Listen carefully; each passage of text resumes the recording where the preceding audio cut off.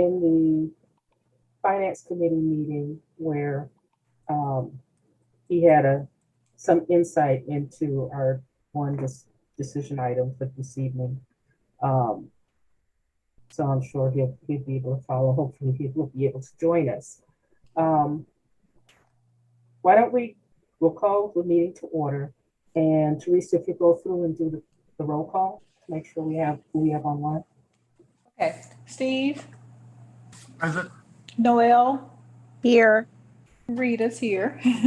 Michelle. Here. Okay. Okay. And let's go ahead and approve. I'll take a motion to approve the agenda. So moved. I'll take a second. Second. Okay, it's been moved and seconded. Has everyone, all those in favor of approval of the agenda, please say aye. Aye. Aye. Or any opposed? Any abstain? All right. The agenda has been approved for this evening. I'll take a motion to approve the minutes from last meeting. I move approval, but I have a change. It shows that I made the motion and second the motion at the same time, so that probably doesn't work too well. Sorry I about missed that, that. Steve. Steve, which It's Oh, the first It's- one on. approval of the agenda. okay. Thank you, Steve. I'll correct that. Okay. Okay, So I move approval with that one correction. Okay. thank you. I missed that one. Okay. Do we have a second? I'll second. Noel. That's Noel, so you need a second. So we have a motion and a second. Has everyone had a chance to review the minutes?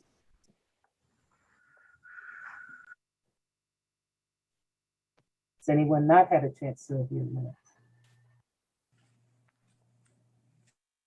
Okay, it's been moved and seconded. All those in favor of approving the minutes from last meeting, please say yes. Yes. Yes. Yes, or I, how, whatever. Okay. Any abstain? Any noes? Any nays? If they no?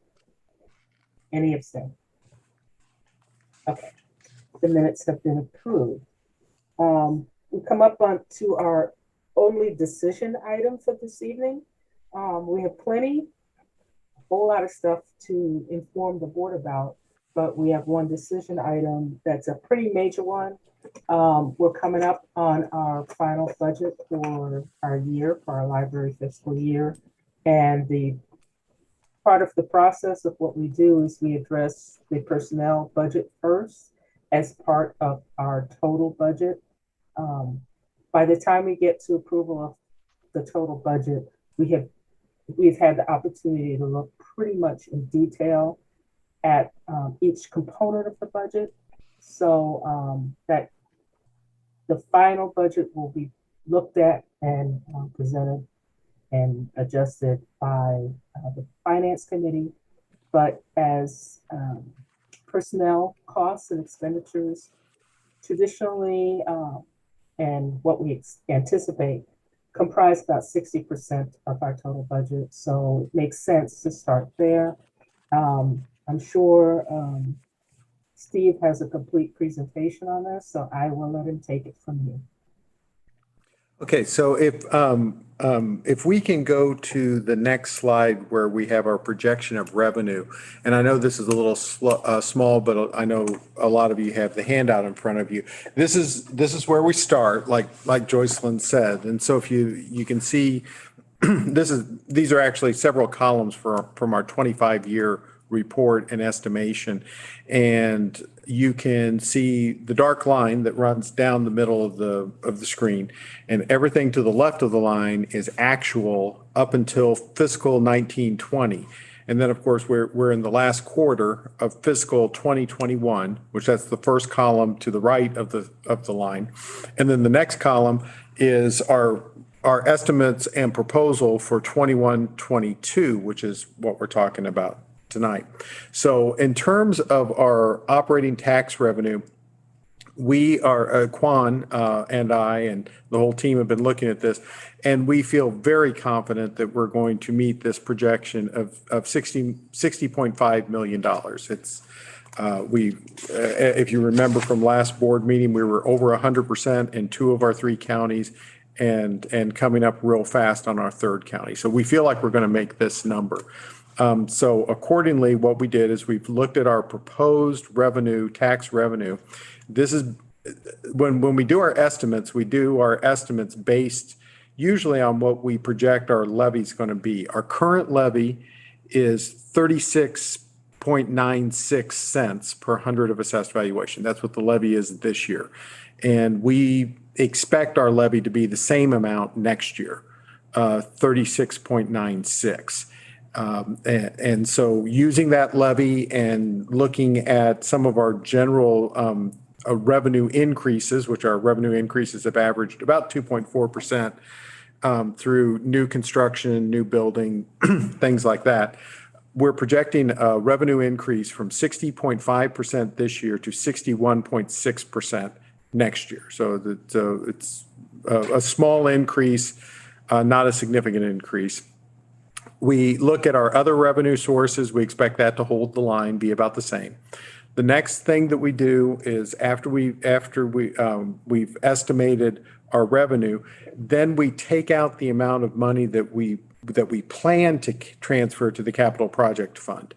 In 21-22, we're actually planning no transfer to the capital project fund. And the reason why is because the finance committee is actually recommending a $4 million transfer.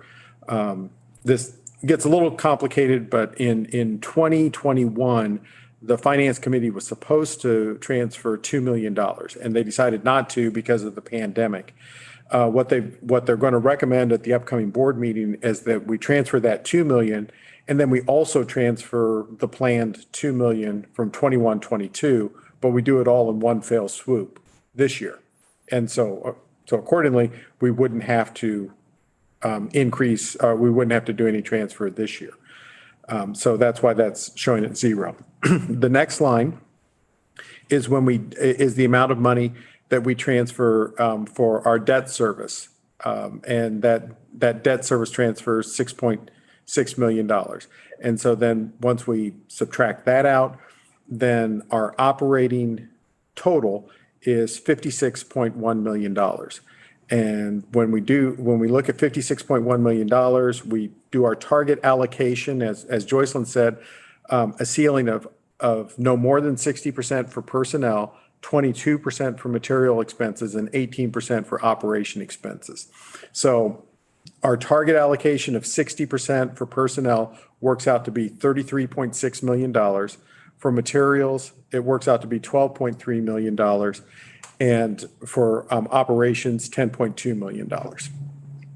And then you go down to the next line, and it shows that that as things are working out, our ending and unassigned operating fund balance is projected to be $27.3 million, which equals 47.4% of the amount of money that we need, 47.4% of the total budget amount. And by policy, our ending fund balance should be somewhere between 42 and 48%. So we're toward the top end of that.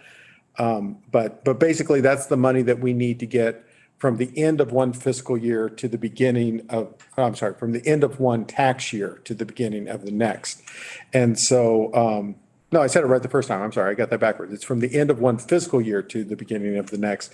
And so we sort of have to live off our savings account for about a 6-month period. And that's the money that we have to put away to do that. Now, everything below that, when it goes from green to black, is talking about the capital project fund. And I'm not going to go into that for tonight. That's just another part of this.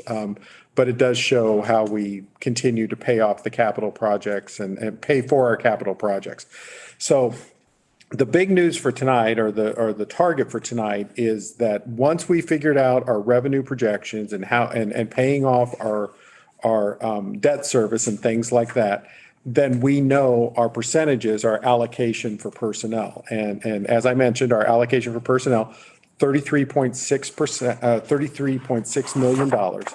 And so what I'd like to do at this time is go to the next page, which this actually goes through what the way staff is is recommending that we spend that $33.6 million. Before I do that, I want to pause for a second and make sure that everybody's comfortable on how we got to our revenue number. And once we're comfortable there, then I will let Jennifer talk more about the specific lines, and the two of us will walk through those lines for everybody.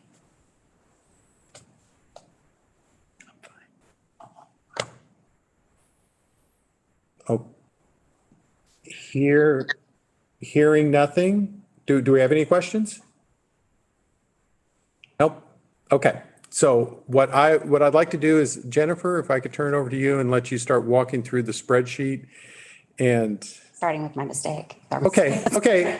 Yeah. Let's start with the mistake. With the mistake, we do want to point out that there was, when we talk about how many benefits eligible FTEs that we have currently approved and how many that we need, the number is off by one.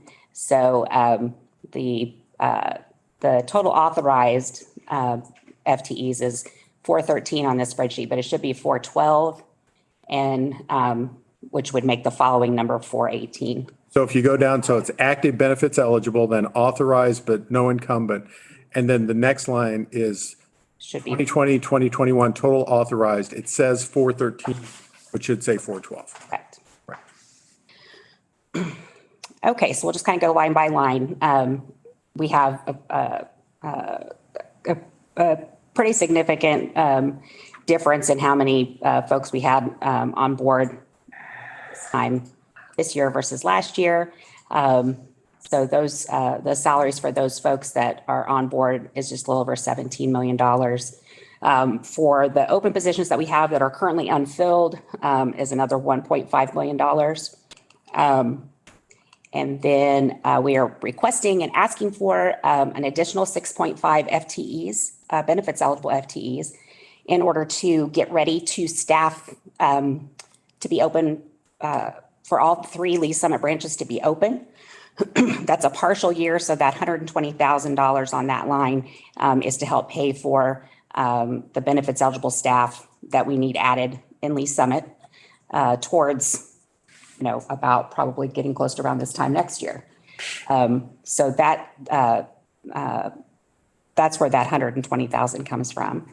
The next piece there is. So let me make sure that people fully understand that. So there's a lot of, if you look up that authorized but no incumbent, there's a lot of people, there's a lot of authorized, 48 authorized positions that we don't have filled. And then we're asking for another 6.5. And you might be saying, well, that doesn't make any sense. Keep in mind, we just lifted the hiring freeze. So we went about a year without hiring people because it was the prudent thing to do given the pandemic. We're working to get those things filled, but it takes a while to get those filled. And then just to reiterate, that 6.5, remember, we built a brand new unit of service. East Lee Summit did not exist several years ago. And we've been sharing staff. Right now it's staffed by Colburn Road staff. Colburn Road staff's getting ready to go back home. The Lee Summit staff is going to move over to East Lee Summit when we renovate their building. And when the Lee Summit staff moves back home, someone's going to have to go to that East Lee Summit branch, which that's where this is coming from. It's eventually we had to hire new staff when we built a brand new unit of service. So I'm sorry, I'm kind of really driving the point home, but I want to make sure that people understand what we're doing and why we're doing it. We want to be able to have someone in that building when it's open and ready to go. Yeah. Yes, and if I may drive the point home even further, it may seem like a big number, but we're also looking at an area of our service area where we have the top branch, the third top branch, and now a new branch where we don't know where they'll fall. But I believe it's something like 1/10 of all of our circulation goes through the two branches, and now we have a third. So it's a pretty significant investment. It's also our Coben Road branch will be one of our new destination libraries, which would be more of a library center.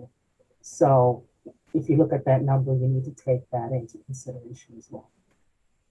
That's that. Hey, I have a question, and I'll be honest, I haven't looked over it as carefully as I should have. How many for security, like in those new positions we have? I know we added somebody to help Dustin, but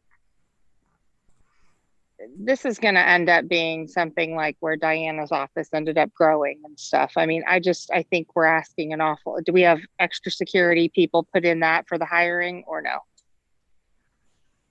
Currently, the unfilled FTEs that we have, we are in the process, it's actually a continued process at this point, of capacity evaluation before we fill any benefits eligible FTE. The security department is one that we've talked about. So potentially the answer is yes, but I can't give you a definite yes right now. Again, okay, I guess we're growing and we're asking an awful lot of that department in this climate for 1-2 people to handle for all those branches. So I mean, just think if we have the money and we can do it, I feel like, and if now's the time where we're discussing things, I think we need to talk about adding, if there's something we can do in that.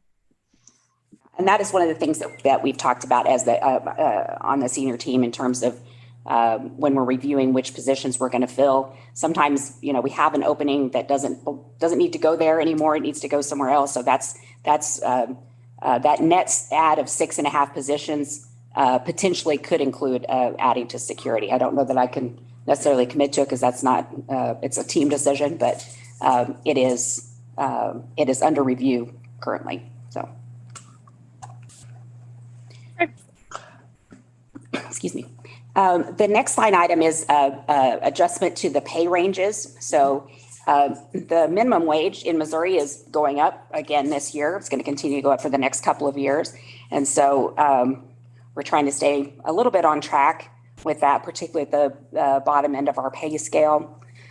So we're proposing that we adjust the pay ranges by 2.5%. The adjustment to minimum wage is actually more than that if you go out and look at it. But we're recommending an adjustment to the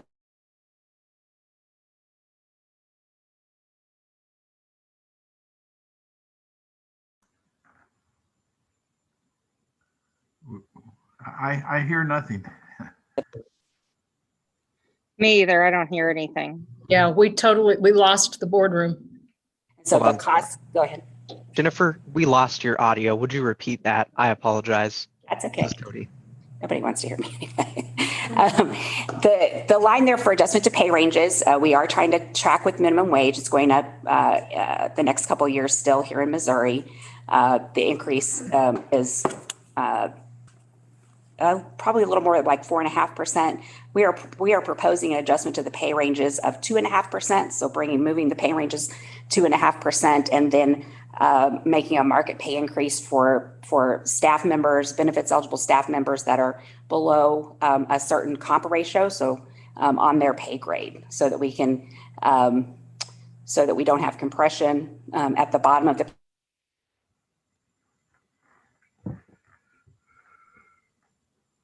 Jennifer, we lost you again. Can you hear us?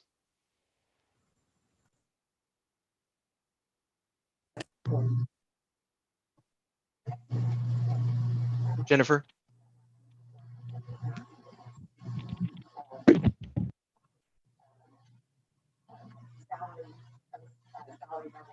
Eligible staff to be 19,240,388, which is up 2.9% from last year. The next section kind of breaks out a little bit where we spend money for our part-time staff. So that could be pages, frontline branch associate staff, We have part-time staff in delivery services, and a couple other places here in headquarters. So the proposed staff budget for that is 5,274,820, which is up 2.4% from last year. It's a little less of an increase than for the benefits eligible. And part of that is due to, converting part-time staff to full-time staff. So that's part of what's happening as we have added these FTEs, so that we have full-time staff that they stay longer, they become more skilled and more experienced, and do a fantastic job of serving our customers. Right. For Noel's benefit as a newer, well, and Rita as well. I mean, you've been on the board for a little while, but a newer member of the committee, that has been a direction of the board and the committee to try to go away from, just hourly, non-benefits eligible employees, and trying to get more benefits eligible employees and more full-time employees. Better commitment, better training, and things like that, like Jennifer was saying. So stability, yes, yes. Definitely. Thank you. Sure. Yeah, we'll always have those part-time staff. They're really important because, we're open a lot of hours, and we have great expertise there as well. But definitely having full-time benefits eligible staff that get to spend, a lot of time learning their job, more professional at it, we see that difference. Helps, yeah. The next few lines are those expenses that we do have to pay that come along with that payroll. Social Security, unemployment, we're keeping that line item the same. Social Security, is going up relative to the increase in payroll. Unemployment, we're keeping the same. May ask, this year there was some discussion about how unemployment was going to impact the budget. We are as a public entity, we are a self-insured employer for unemployment. We don't pay an insurance premium like most companies do to cover, for their staff if they are involuntarily unemployed. So we just pay the actual amount of the unemployment. We reimburse the state. Since there was so much of the programs coming out of COVID that were messing with how unemployment was going to be calculated, we weren't sure exactly what we would see on unemployment this year. We did spend a little bit more than we typically do, but through the federal programs that came out related to COVID, we did get reimbursed for part of that. The unemployment that we paid out this year wasn't due to us laying people off, but the way the unemployment system is set up, if you have a part-time employee that loses their full-time job, let's say this is their second job, and they file for unemployment, the wages that they make for the library also count towards that, and so we may pay a portion of their unemployment. It's usually not very much, but we may pay a portion of that. And since more people were laid off this year, we saw some more of that than we normally would have seen, but still under that $15,000.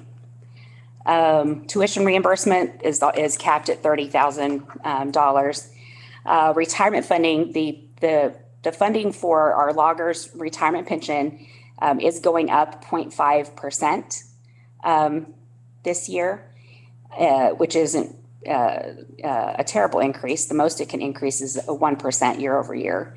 And so that is a 6.2% increase over last year based on more payroll and then the percentage being higher. The next portion that we'll talk about is the medical insurance funding, and that is medical, dental, and vision. We are going to talk about here in a minute about medical insurance and how we're doing. Yeah, our experience and how we're doing. But that line item for medical insurance is actually coming down from last year, and it was a little bit down the year before. If you've seen in the board meetings, the health insurance fund is above the ceiling according to the policy. And so we are budgeting less funding for medical insurance this year so that we can bring that that health insurance down, spin that health insurance fund down so that it is compliant with the health insurance fund policy. Our plan has performed better than expected, so we'll talk about that here in a minute and how some of the ways that that's happened. Jim, could I ask a question? Yeah. Pardon my interruption, I'm sorry. The Mosier court ruling that happened in Cole County, I think yesterday, did it have any effect on us? I don't even know what that is. I don't think so. Yeah, Steve, to be honest, I was on a tour all day yesterday with Michael, and so I didn't see the details of it, but generally speaking, anything that happens with Mosier's does not directly impact us, but Okay, yeah. but we'll dig into it. Yeah, it was a big number. It was $17 Yeah, million. yeah, typically loggers is separate. The statutes related to loggers are separate from the other retirement systems in the state. It's a real good answer. Yeah. The firewall between those. Yeah. That's great. Yeah. Okay, thank you.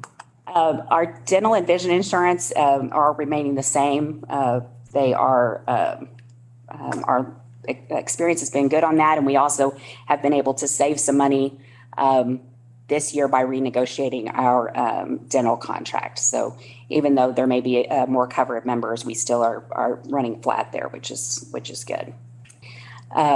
But by decreasing the funding to the medical insurance fund, that brings that line item down by 6.5%. The next line item is for ancillary employee insurance coverages.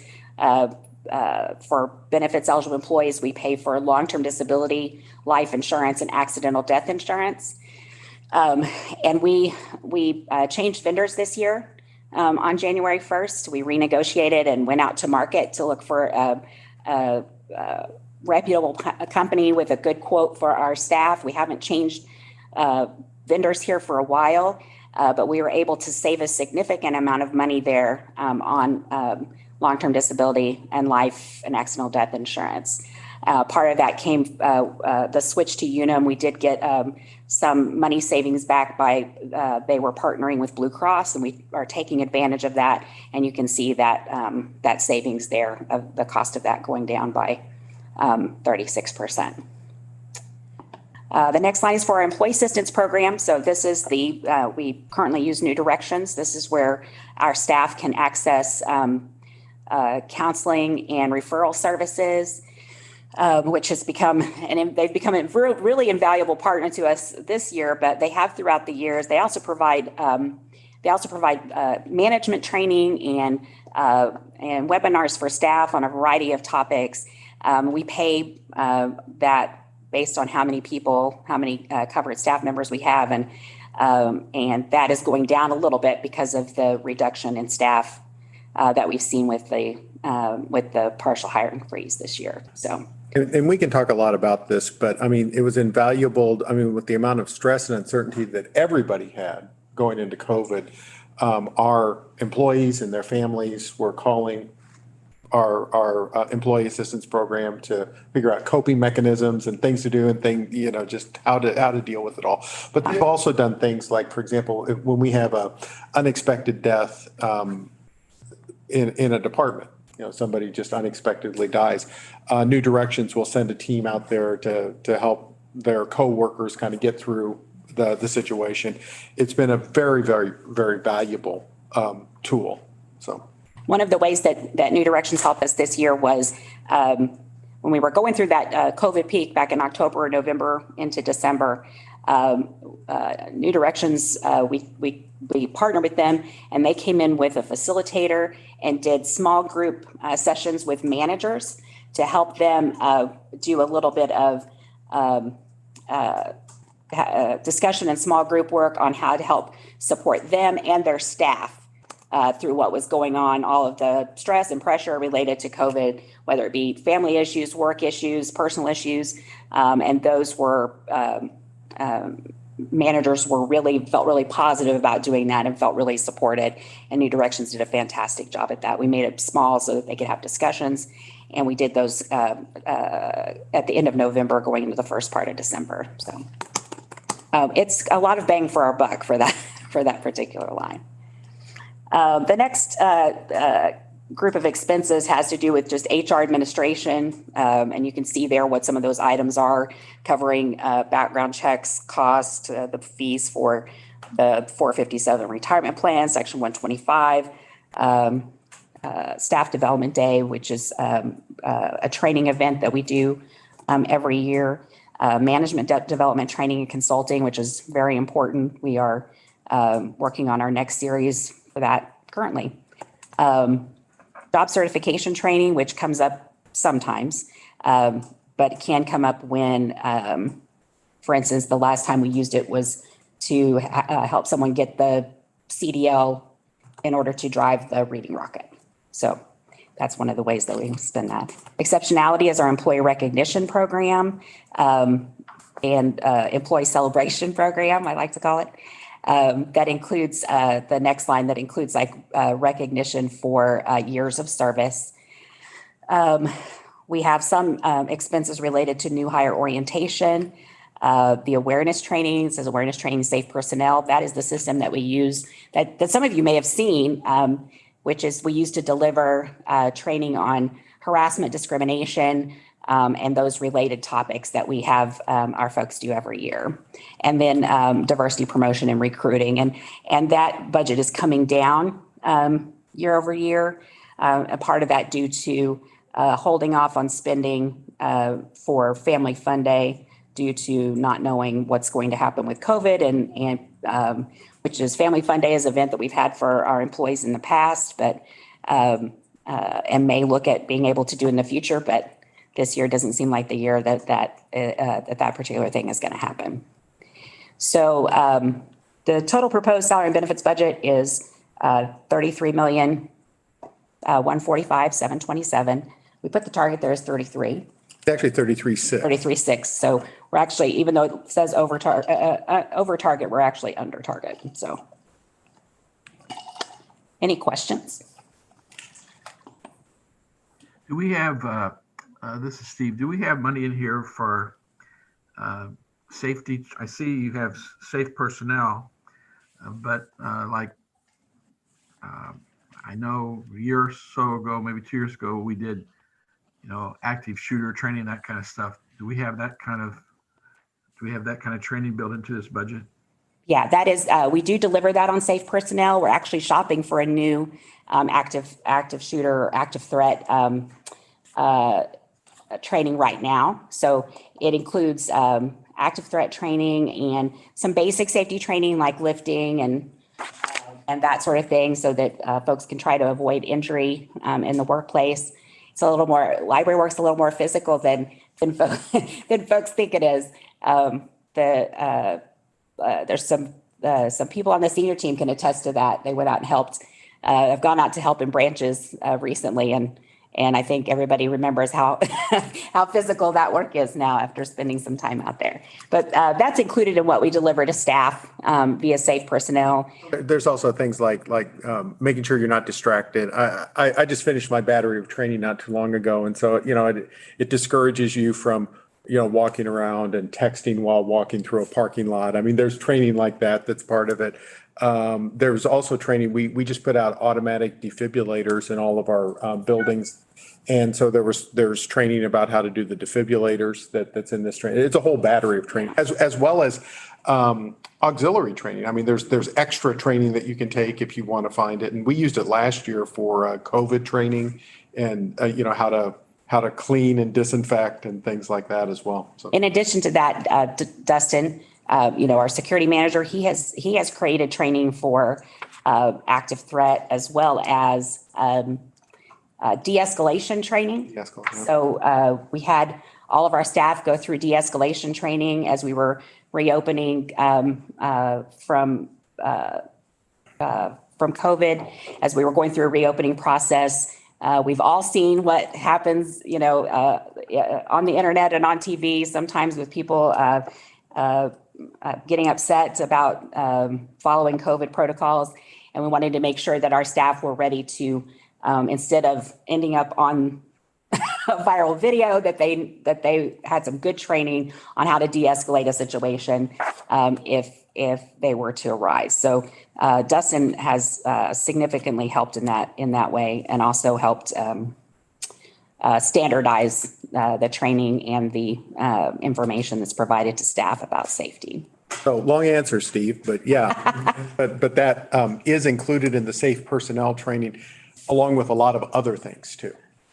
Thank you.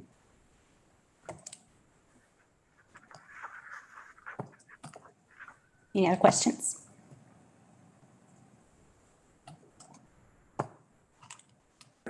All right, we can talk about medical insurance. Well, not yet. Vote on this first? Not yet, yeah. So, I'm not voting. so this is, yeah, Jennifer's all excited. She's I'm not voting. She's ready to go.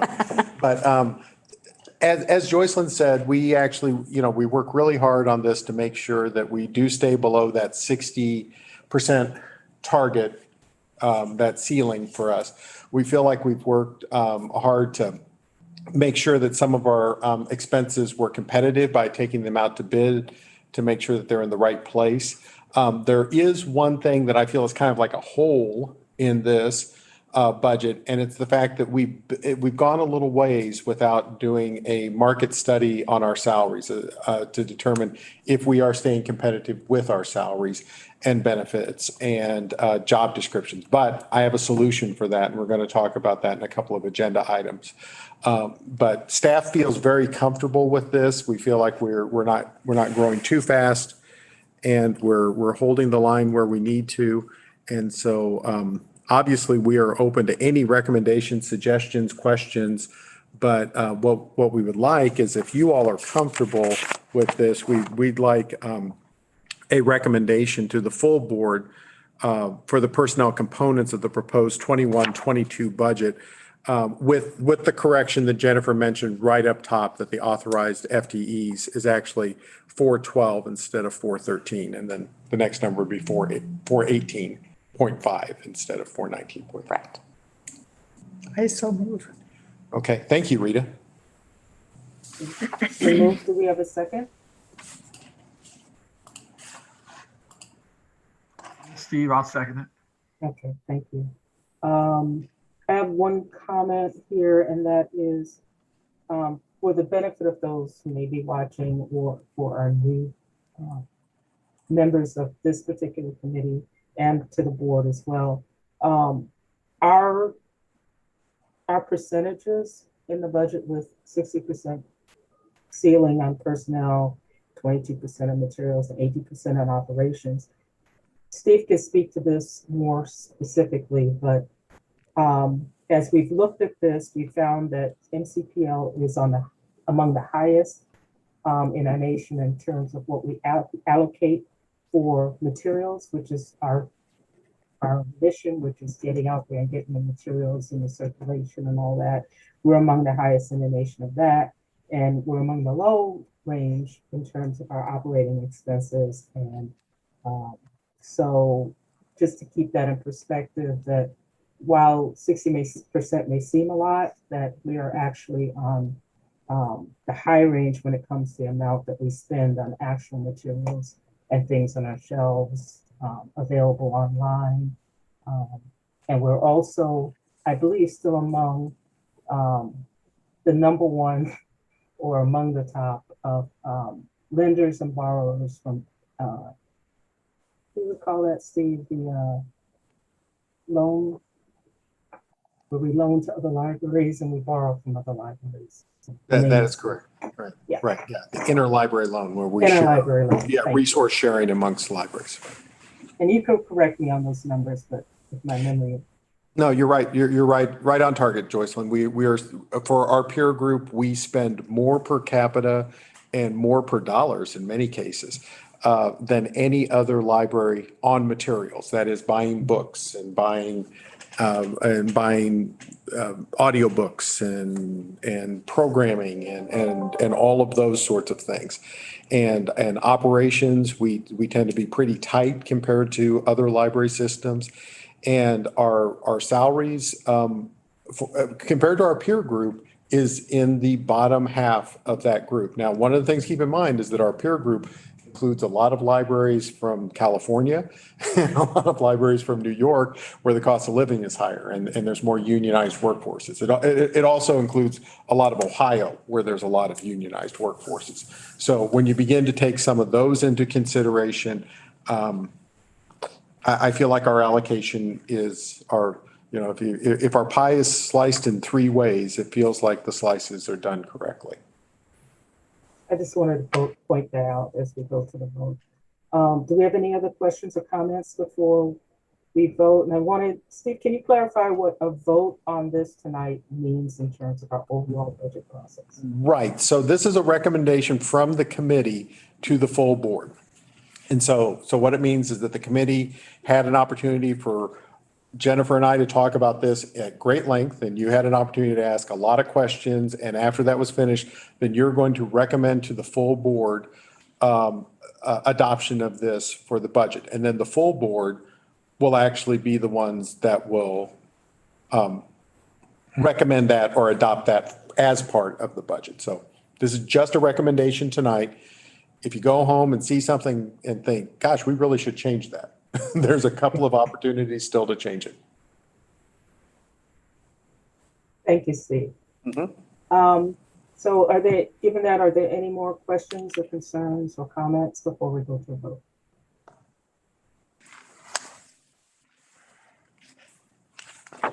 Okay, hearing none, I will take a motion. There's already a motion on the floor. Yeah, sorry. Just Just a vote. have to call the vote. Okay, calling the vote. All those in favor, please say yes. Yes. Yes. Yes. Any opposed? Any abstain? The motion passes. And I will thank you, everyone. I will pass that back to Jennifer and see for the insurance report. Yeah. So just a real quick, I'll tee it up for you, Jennifer. For those of you who are on the board a couple of years ago, we had 2 really bad years and we kept saying, this is cyclical, that some years are good and some years are bad. And this year we happen to have 2 bad years. We've, don't want to steal your thunder, but we've had a pretty good insurance year. And so we wanted to give you the most recent experience report that we got from Blue Cross and Blue Shield. So we'll go through these slides. These are slides that are provided to us by Blue Cross, and they have a lot of data on them. You're welcome to delve in as deep as you'd like. I'll try not to get too wonky on talking about health insurance, but we can have a conversation all night if you want to talk about it with me. If we want to go to that first slide, that one there. So this first slide is talking about our plan summary, which is our claim, which is how much money we paid out for claims for the previous actually 4 years. So this is telling us 2017 through 2020 and how we've tracked and what that has looked like. As Steve mentioned, particularly in 2018, we had a rough year, as you can see. If you look in the lower left-hand corner, that's just a simple graph that tells us, how many claims we've paid by year. There is an impact to claims because of COVID. So as we go through here, keep in mind that things like elective surgery and some preventive care and outpatient visits didn't happen. But one of the things that we look at with something like that and how it impacts everyone, we look at the benchmark. And in that lower right-hand corner, you can see an amount that we use, that PMPM is per member per month, what our costs were. And for this year, it was $423.82, which is significantly less, as you can see from the previous years. But the line that you see across there is what the PMPM is for our broker Lockton for their book of business. So all of the different kinds of organizations that Lockton represents, we are below that benchmarking for this year. So, and that's always good to see. And that is still with, as you can see in the upper left-hand corner with that graph, that's still with an increase in the number of members as we see as we have increased benefits eligible staff, then of course we're going to see the members on our health plan increase. The upper right-hand corner is just if that's something that you're interested in, we get demographic information about our group because it can impact costs or what we predict costs will be. You can go to that next slide. This is just another breakdown of the member per month comparison. And, again, if you're interested in some of these things, you can see, by age group, by year at the bottom. What you see in the upper left-hand corner is just a breakdown of how much of that per member per month goes towards employees themselves.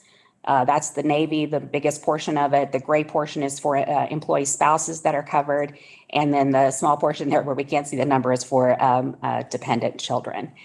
The interesting thing that if you look at the bottom, when it comes to the breakdown of costs per age group, where we saw the biggest drop off, as you can see, is in our 65 plus staff members. And part of that we can attribute to we had a greater number of retirements this past year from benefits eligible staff than previous years. The impact of that was one of the impacts of COVID was if anybody was teetering on the edge of I might retire soon, that this was the year that some of those folks went ahead and decided this was the year to do it. The most interesting thing to me on this particular page is looking at the breakdown of what type of claims make up that per member per month, and that's in the upper right-hand corner. The blue at the bottom is for inpatient visits, so people that are admitted to the hospital, a small sliver down there. The gray is for outpatient services like radiology, lab, preventive things like colonoscopies, mammograms. The red is for professional services, so like for your doctor's visits and things like that. And then the orange is for prescriptions, and prescriptions is where we get hit hard and where everybody gets hit hard. So you can see how much of the health plan expenses come from prescriptions. We'll talk a little bit more about that further in. The next few slides we'll kind of go through quickly, but just to kind of give an idea of why our plan is and our employees, our staff, are doing a good job of being good healthcare consumers.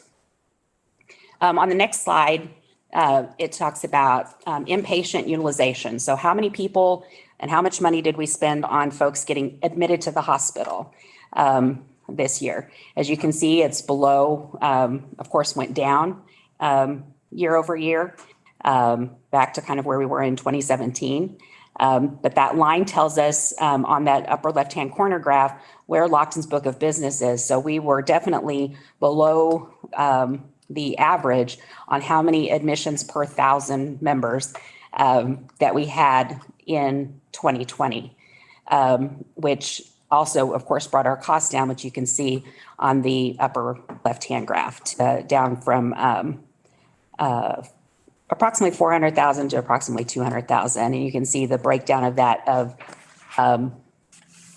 that we paid $231,000 in 2020 for inpatient utilization, which is a decrease of 170,000 year over year.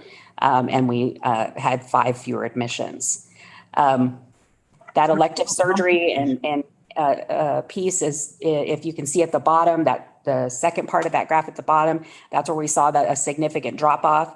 But we did see the third graph is people having babies, and the fifth graph is for well newborns. So that's where we saw kind of a switch. Those are the places where we saw increases were babies being born and babies being taken care of after they were born. So the next slide is about outpatient utilization. Like I said, this is related to lab work, general radiology, outpatient surgery, preventive care, and like infusion drugs and things like that, having them be infused. Outpatient for everybody was down. this year because of and this does include telehealth visits. The count is there for telehealth visits. You know, a lot of folks switched to telemedicine this year, but there were still fewer visits overall. We are down $300,000 dollar wise over last year, you know, which helps the plan, the plan costs in general. The next two slides, the first one's about emergency room utilization. And I really like to talk about our group related to this, because if we go back a decade or so and we look at emergency room utilization, we were definitely at average and often above average on emergency room visits per 1,000 by year. And as you can see on the graph here, that we are below, far below Lockton's book of business, that graph there with 124.2. We had 54 emergency room visits this past year, and which comes to $72,000. It is a significant decrease, even just if you can see year over year, and that is you know, a partnership between our staff and the education that we've been able to provide that we kind of really repeat on. We have a wellness coordinator that's been with us for, gosh, we're going on a decade here. And Bonnie, you know, one of the things that she works on educating people about is you know, making sure they have a primary care doctor to take care of their needs, so that when something comes up, they don't end up in the emergency room because they can't get care anywhere else. And so we've been able to make an impact there, and our staff has made an impact there. The next slide is urgent care utilization. So one of the things that you do if you don't go to the emergency room potentially is go seek urgent care. And so we've seen an increase in urgent care visits. The graphs off to the right are interesting because they look like, oh, those amounts have gone up significantly. But if you look at the dollar amounts, it's not that significant. And I as far as the money, because it costs less to go to urgent care. For 2020, it cost about $141 for an urgent care visit on average. And for an ER visit, it cost a little over $1,300 on average. So, you know, just if we just converted, you know, if 25, we had 100 urgent care visits this year, if 25% of those went to the emergency room instead, which potentially is what we would have seen previously, you know, we would have spent an additional $30,000. So we can see the shift in how people access healthcare and how that helps the plan year over year save money. Yeah, I believe that this is another testament to the good work that Bonnie's doing in terms of educating our workforce to understand that, you know, if you have a unusual rash and you really can't take care of it anymore, don't go to the emergency room, go to an urgent care. Yeah. Don't go to the emergency room for your strep throat, different things like that, things that we've talked about. The next slide, next couple of slides are, we won't go super deep, but we do want to talk about high cost claimants. And mainly because of that breakout box that you see there in the upper right-hand corner. High cost claimants are those with claims greater than $50,000. That's what's getting reported out here. Since we are cost plus, since we do pay our own claims, we do have reinsurance, which means we have a deductible, and if an individual's claims over the course of the year reach that deductible, then we have reinsurance to pay for the rest of their claims throughout the year. Our deductible or pooling point is $75,000. So we monitor high cost claimants so we can see if there are things that we can do to to help people not be in this group, because 1.7% of our accounts, of our membership accounts, account for 31.7% of our claims costs or our plan costs in the last 12 months. So the high cost claimant is a pretty significant impact on plan costs. We did have reason why 2019 ended up being a bad year, worse years. We did have a lot more claimants. 2018 was worse because we had fewer high cost claimants, but they were more expensive. So But the portion of that per member per month figures that we were looking at before, that's around $430 for this last year. 134 of that is for high cost claimants. So, we want to look at if there's a way that we can have an impact on that. And we always see something interesting here. If you go to the next slide, and again, we won't go super deep here because it's a very detailed visual that you can see there that they use to kind of break down, what kind of conditions we're seeing. So if there's something that we can impact, with education or wellness or something like that, that we can work on that. And then the bottom is service type. The struggle that we have currently is that, and you can see it even in the pie chart over to the right, is that we have a significant amount of our high cost claimant dollars being spent on specialty prescriptions. And this is because there are certain medications that folks need for conditions that there's only one option. And in the way our market is set up, our healthcare market is set up, then those companies, those pharmaceutical companies that have that medication, as we've seen in the news multiple times, can charge whatever they want for it, and they do. And even with insurance companies contracting with them, looking for ways to save money, there's just some of those medications that are going to remain expensive until there's another option available. And that, accounts for a significant portion of the big orange square in the bottom, the orange slice of the pie over there, and provider names. When you look in the bottom corner, Express Scripts, which is our specialty pharmacy distributor, the greatest amount of the money on high cost claimants goes towards prescriptions and specialty drugs. But I just really want to clarify this and make sure that you understand. It's not that we're just throwing up our hands and saying drugs are expensive. I mean, what's really driving this is that we've got a handful of very specific drugs that doctors treat very specific, in most cases, rare conditions. Our cancer, I mean, they did point this out in our meeting with Blue Cross, that our cancer rate for our staff is, knock on wood, is lower than average. But we do have, some, conditions for folks that are just rare, and there's not really something you can point to that, that we could have done to help with wellness, or choices they could have made. Going to a generic. Yeah, or going to generic, that these are just not, these aren't options for those folks. And so that's where we can see the impact of that. The next slide, real quick, just for curiosity's sake, this is the summary they gave us for COVID-19 for our plan. We had 182 members with claims. That doesn't mean we had 182 members with COVID. Anybody who got tested for COVID through their doctor's office, an urgent care visit, whatever that might be, was a COVID-19 claim. They did include the codes down at the bottom. So if we wanted to do medical coding research, we could find out exactly what those were for. There was 434 claims, and it cost the plan a little over $46,000.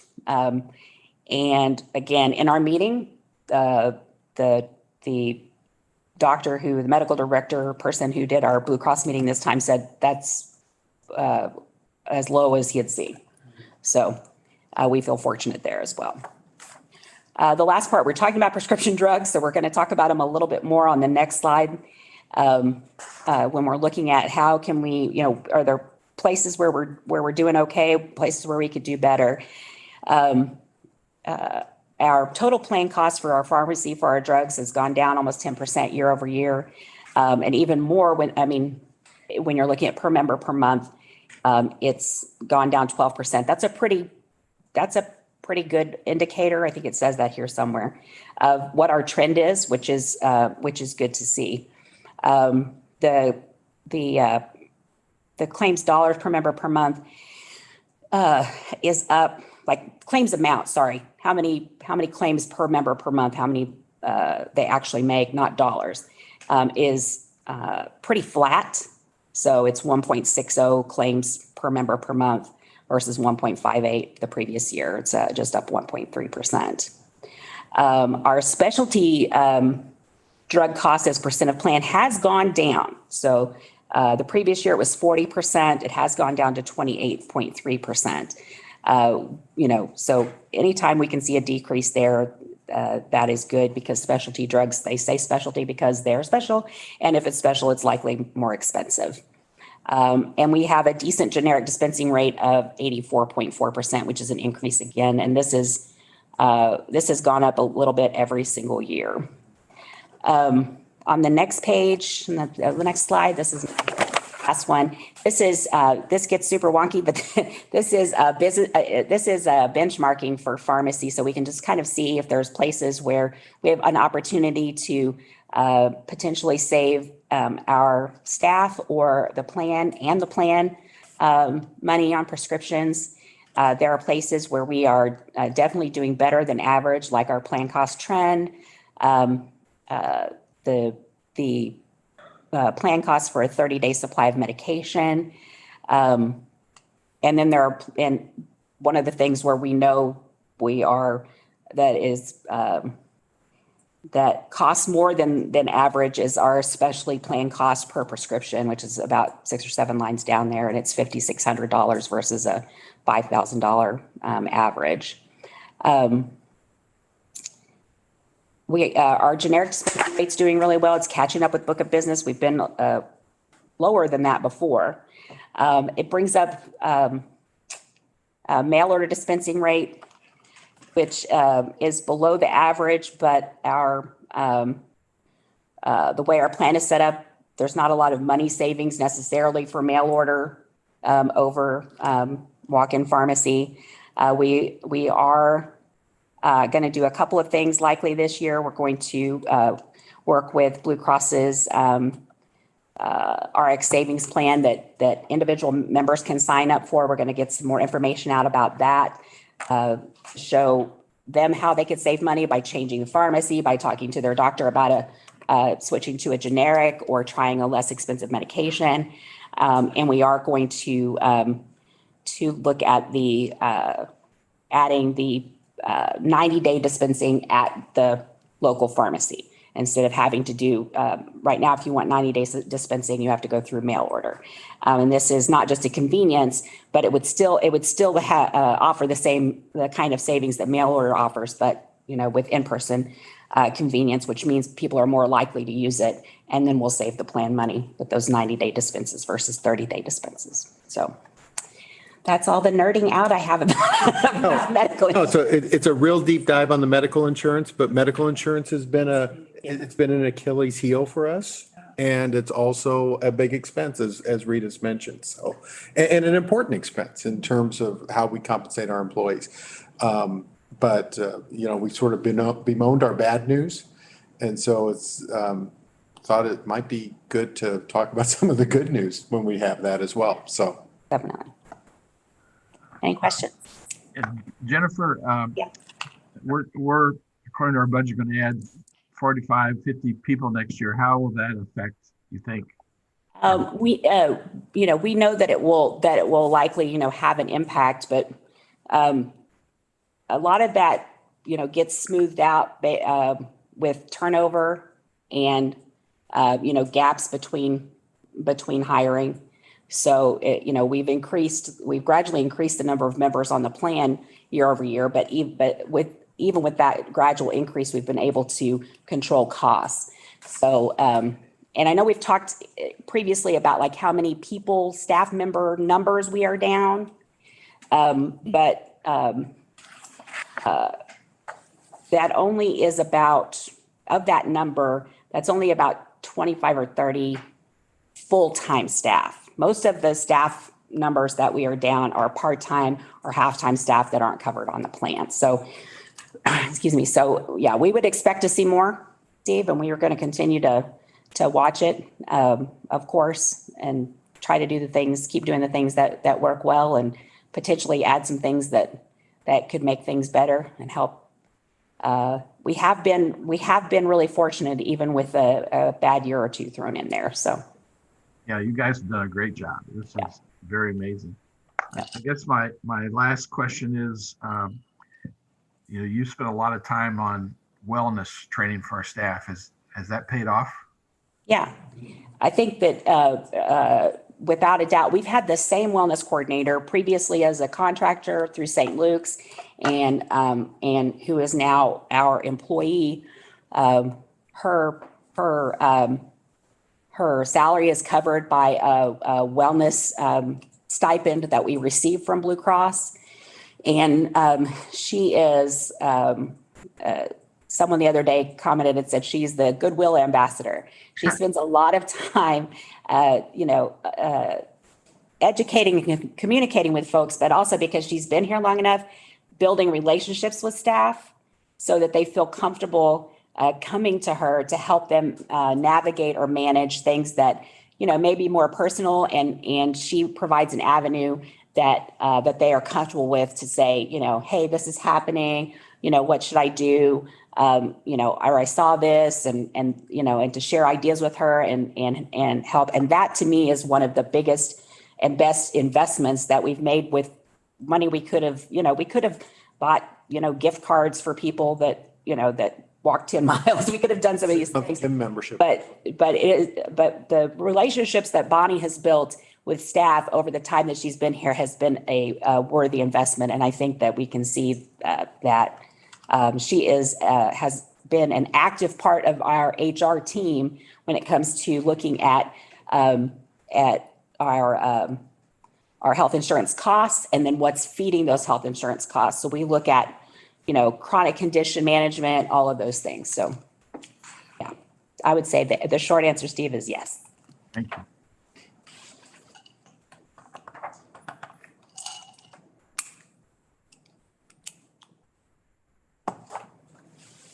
So this was just an information item. There's no vote or anything, but like I said, just thought we would share good information when we had good information to share. So we can move to the next agenda item, if that's your pleasure. We can do that. Okay. Let's go on to the 2021 fund balance. Okay, so, and we can just go ahead and go to the next slide. This chart that you're seeing is part of a chart that the Finance Committee looked at. So I will start off by just starting at a real high level at a handful of things, realizing that the Finance Committee really dug into all of these topics in a big way. But basically what happened is, as you remember, this time last year, we were just starting with the pandemic. We had no idea how it was going to work. We knew that we probably needed to slow spending, and we did. We knew that we probably should anticipate lower revenues, so we did. And we did things like the hiring freeze that we talked about before. We did a lot of different things. In terms of the way I like to talk about this, I'm a big believer in the 80-20 rule, that everything just sort of almost breaks in that 80-20 way. And in our case, we put forward several different tactics to try to hedge our bet because we didn't know what was going to happen with COVID-19. And of course, you've seen in the newspaper, lots of cities are having revenue situations. And one of the reasons why we did not have the same revenue situation that a lot of cities and counties had is because we don't rely on sales tax. And so many folks, stopped going to stores and buying things from Amazon, which meant there was no sales tax coming in for those folks in many cases. And that didn't affect us, or affected us in a different way. So in terms of the 80-20 rule that I kind of live by, I figured that we'd have a whole bunch of tactics. 80% would work, 20% wouldn't work, and it would kind of work out in the end. What ended up happening is that almost all of them worked. I can't come up with one of our tactics that didn't actually work. And so because of that, we loosened up on our hiring freeze and we started doing some other things, but we have a significant fund balance. We're going to have money left over. And so what we did is we talked to the Finance Committee about what should we do with this to try to get this at the right level. And the first thing, and I mentioned this as we were going through the budget, that the Finance Committee recommended transferring $4 million that, normally they would do $2 million last year and $2 million this year. And what they recommended doing was taking $4 million from that fund balance to kind of make up for those two payments that they would normally do. There were some other transfers, but there were three transfers that don't require any sort of vote or anything. This is really just transparency. And I want to explain to you what it was that we were looking to do. So the first one, that when we get to personnel, sort of a personnel expense, is personnel salaries. And so Jennifer and Quan and I were looking at this, and the whole team. We looked at maybe spending up to $1 million. And if we took $1 million of our fund balance, it would actually fund a $750,000 pool for staff and all associated payroll costs like payroll taxes, Social Security, et cetera. And then this fund would actually equal a 3.75% payment to employees who were on payroll based on their average numbers worked from May 20 to April 21, and will be paid as a one-time payment. So it's not being added to their salary. It's just a one-time payment in May of 2021. The purpose of the payment is that we asked our staff to do a lot of things. We asked, as we came up with all these tactics to try to save money and cut corners, they figured out a way to do it, and they were successful in doing that. So the purpose is to show a system is to share in that system-wide savings that our employees helped us achieve during the pandemic, and to show them appreciation for doing what they did to help us come out of this in a positive way. So that is one of the ways. It's a personnel expense. It's in the personnel budget. Because we had the hiring freeze, we have all this money still in the personnel budget. And so that's one of the things that we're looking to do. The next thing that we're looking to do that involves personnel, I mentioned before that we hadn't done a salary compensation study in a long time. And Jennifer and I had been talking about doing that maybe next year, maybe in FY 21-22 or 22-23. As well as a reevaluation of our job descriptions, making sure that they are following best practices, making sure that there's nothing in there that is violating a federal regulation that we don't know about, or something like that. So basically a survey of both of those things. We would plan on doing those anyway, whether it was FY 21-22 or 22-23.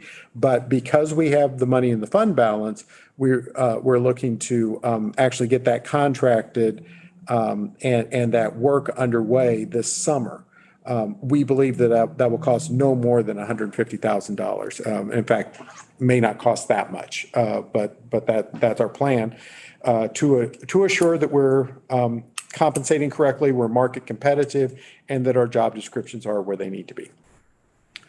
The third area that really I think affects personnel or affects the work of this committee that I really wanted to underscore is the third from the bottom, where it says professional services operations, $50,000. And what this is these are 3 process improvement studies to be performed by an outside industrial engineer. And that engineer is John Huber. He's somebody we've worked with several times.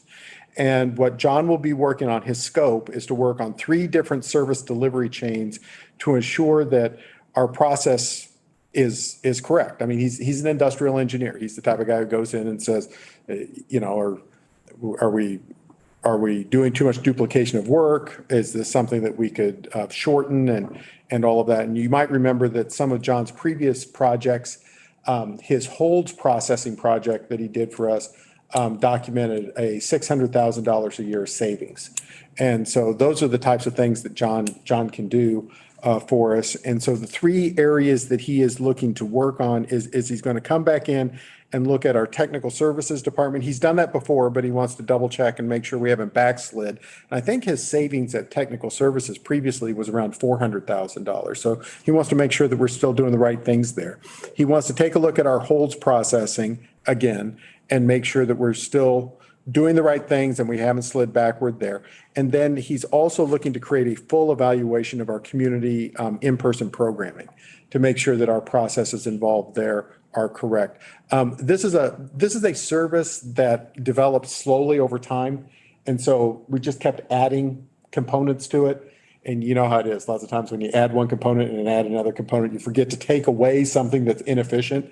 And that's what John helps us identify. So the reason that I bring that up as something that potentially has to do with this committee is that this does actually correlate with one of the annual goals that was agreed to back in January. We always do look to do process improvement as part of the annual goals of the senior leadership team. And so this is going to help accelerate that as we look at 3 different service delivery chains, not just one, as we would normally do in a given year. And so, like I said, all 3 of these particular lines, the 1 million for personnel, the $150,000 for the salary study, and the $50,000 for professional services, which is technically in operations. All 3 actually correlate with this, with the charge and work of this committee. All 3 of them are essentially in operations, and according to Quan, all 3 basically fall within the existing budget. So, and we did talk about all of these as well as the other things on the chart with the finance committee. I'm mostly bringing them to you tonight. No need for a vote, but bringing them to you tonight in terms of transparency, just so you can know what it is that we're planning to do with the fund balance, and to answer any questions that you might have about what we're doing, why we're doing it, and how we came up with what it is that we're doing. So I'll pause right there. There's one more thing that I want to talk about in terms of compensation, but I want to pause here in terms of the fund balance and answer any questions that you all might have.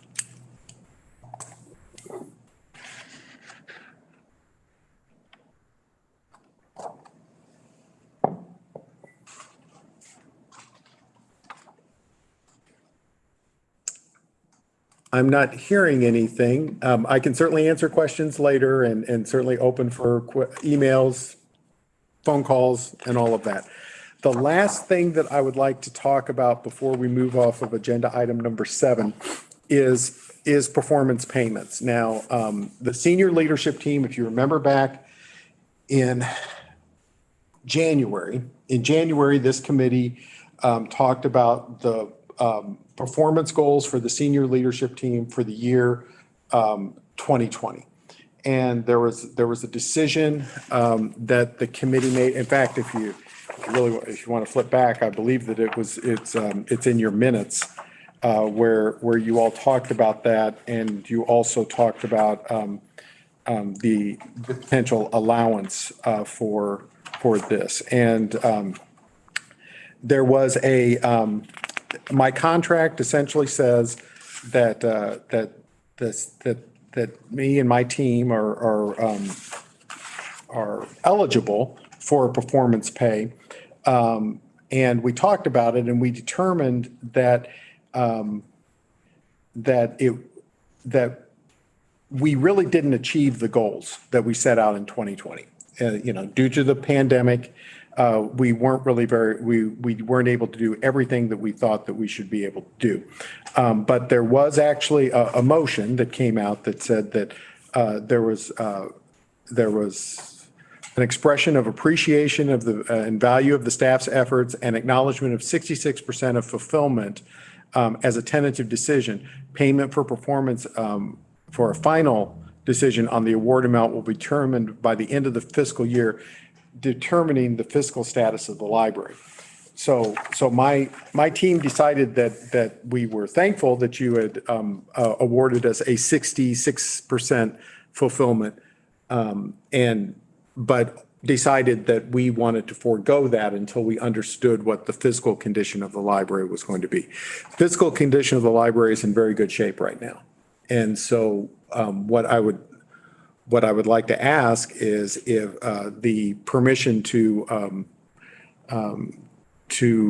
release that withhold, because I feel like we can afford it, and I feel like it's not sending the wrong message to our staff now to go back and award the senior administration for the goals that they attained in 2020 and that we can now afford. So, if yes. I can if I can clarify that. Please. We have already voted on the amount and the award. We did say, let's take a look at the funding towards the end of the year, and if there was funding available, that could be awarded. What I believe you're asking is not a vote. You notice on the agenda, there's not an asterisk for that. What you're asking right now is basically, hey, remember we said this. I'm letting you know now that I have made the determination, and you're really giving transparency to the board to say now is the time, when that can be released, and giving us a chance to affirm that.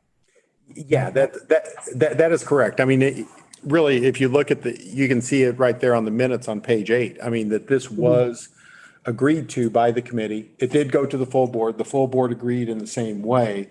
But the release of the award was all contingent on the fiscal condition of the library. And staff is suggesting that we can afford this, and it would be the right thing to do at this point. It was not the right thing to do in January. And so yes, Joycelyn, you said it much better than I did. It's okay. You're in a weird spot to do that. Yes.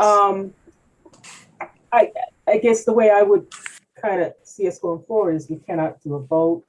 What I would like to do is open it up for a discussion if needed, or questions, so that you can have clarity about where the board stands on our fiscal position to award this performance, pay for performance.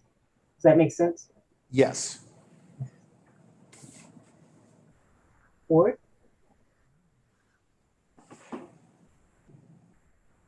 Steve, how many people will be affected by this, and what's the kind of the total dollar amount we're talking about? Yeah, Jennifer, you may actually be, as I tap dance a little bit, you may be able to get the total dollar amount. But the total amount of people that we are talking about is 9, 3 of which are sitting in this room. But it's the senior leadership team. It's the people that you're used to seeing. Susan Ray, actually probably the remaining 6 are on the telephone line. But it's the senior leadership team. And what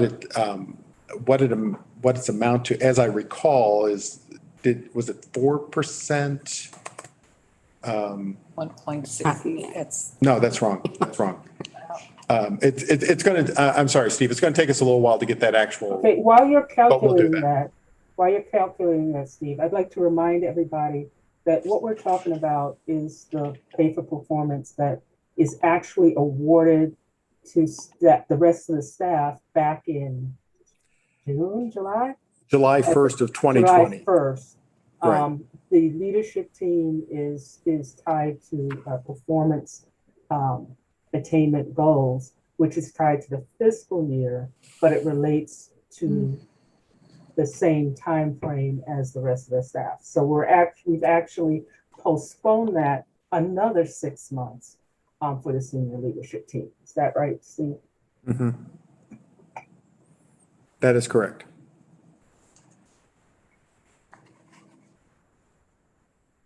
And it's a total of about $18,000 this fiscal year. I believe that's money well spent. I think so too. And I think with the money, as we said last time, and you sent out a very lovely note, Steve, to the staff on behalf of the board, but we went through some unprecedented stuff the last year, and to come out intact, building new libraries with a little bit of a budget surplus. Surplus is the wrong word, but a budget that we can have some flexibility rather than just simply have to cut all the time is a hell of a job. And so I think you probably earned this bonus more this time than you have in lots of years. So congratulations to you and your senior team. Thank you, Steve. Thank you. I actually found another little bit of data that I was looking for before. So basically what we determined is that you were awarding me 66% of my performance pay. The total pool, this is getting way into the weeds, but the total pool for all employees is tantamount to 2.75% of their total salaries. And so 66% of 2.75% equals one, what meant that the senior leadership team, their pay for performance bonus that we're talking, not bonus, bonuses are not legal. Their pay for performance one-time payment is equal to actually a 1.84% increase. It's not a one-time payment, though. Oh. Yeah, that's why it's, Oh, yeah, for some folks, it is actually going to be applied to base. that's why it's lower than That's right. Mine is actually one time. one time. Yours is actually applied to base, and that's why it's 1.84. Yes, correct. Sorry, it's a little complicated, but We try not to be complicated, but yeah. in order to be fair, we have to be complicated. Okay, so, yeah, what I'm hearing is I'm hearing that there is sentiment to go ahead and that if staff release this, that would be okay. I would say it's not only okay, Steve, it's well within the intent of our actions back in January. And this is just a review of where we are, and we trust it and support your decision to release those funds, those well-deserved pay for performance to our senior leadership staff for a job well done. Thank you. Anything else in item number 7? That's all for 7. Okay, is there any other business? Do we have any other business, Steve? I don't have any. Staff has nothing else, no. Okay, then I will take a motion to adjourn. Oh, yeah, motion to adjourn.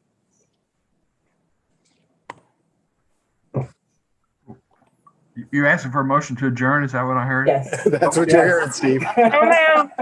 Okay, we got a motion. Do we have a second? Second. Okay, we got a motion and a second. All those in favor, please say aye. Aye. Aye.